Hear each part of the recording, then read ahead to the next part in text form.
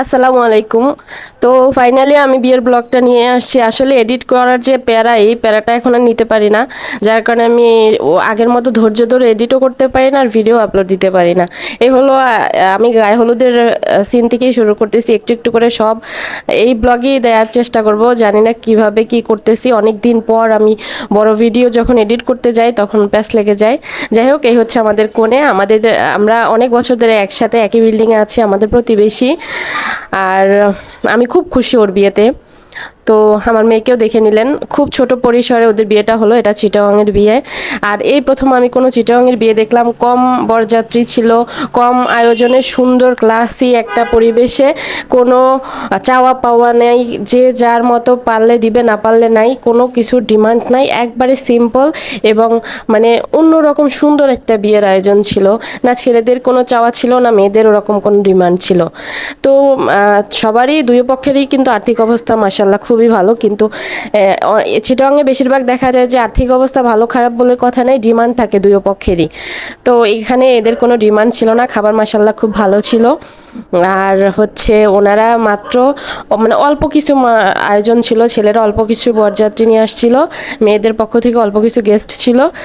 মানে টোটাল কথা, আমি চিটাগাংয়ে এত বছর ধরে আছি, এরকম সিম্পল এবং গোছানো গাছানো, মানে চিটাগাংয়ের বিয়ে বরাবরই খুব ঝাঁকজমক হয়, সুন্দর হয়, কিন্তু মানে এরকম সিম্পলি আর কম বরযাত্রীওয়ালা বিয়ে খুব কম দেখেছি আমার কাছে। এজন্য মানে আমার কাছে মনে হয়েছে সত্যি মেয়েটা খুব লাকি। আর মেয়েটার জন্য অনেক অনেক দোয়া। মেয়েটা বলতেছি, যদিও আমাদের সাথে ওদের সাথে সম্পর্কটা খুবই ভালো, ফ্যামিলির মতো, আমরা একসাথে অনেক বছর ধরে একই বিল্ডিংয়ে আছি। তো খুব ইচ্ছে ছিল ওর বিয়েটা আমি খেতে পারবো কিনা, আমি একটু ছিলাম। কারণ হচ্ছে ভাড়াটিয়া যেহেতু, আমরা একে অপরে হয়তো শেষ পর্যন্ত নাও থাকতে পারি, এরকম একটা চিন্তাভাবনা ছিল যে হয়তো শেষ পর্যন্ত বিয়েটা আমাদের কপালে জুটতে পারে, নাও জুটতে পারে। আমার মেয়েরা খুব আশা করেছিল এই নিয়ে। আমি আমাদের দুই প্রতিবেশী দুইজনই আমাদের ফেভারেট।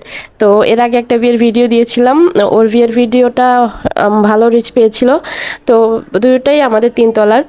ওদের জন্য দোয়া করবেন, কাপলদের জন্য দোয়া করবেন। আসলে আমি ওভাবে পার্ট বাই পার্ট যদি বলতে যাই তাহলে 10-11 মিনিটের ভিডিও হয়ে যায়। সেজন্য আমি আমার মতো করে বলে যাচ্ছি, আপনারা আপনাদের মতো করে ভিডিওটা এনজয় করবেন।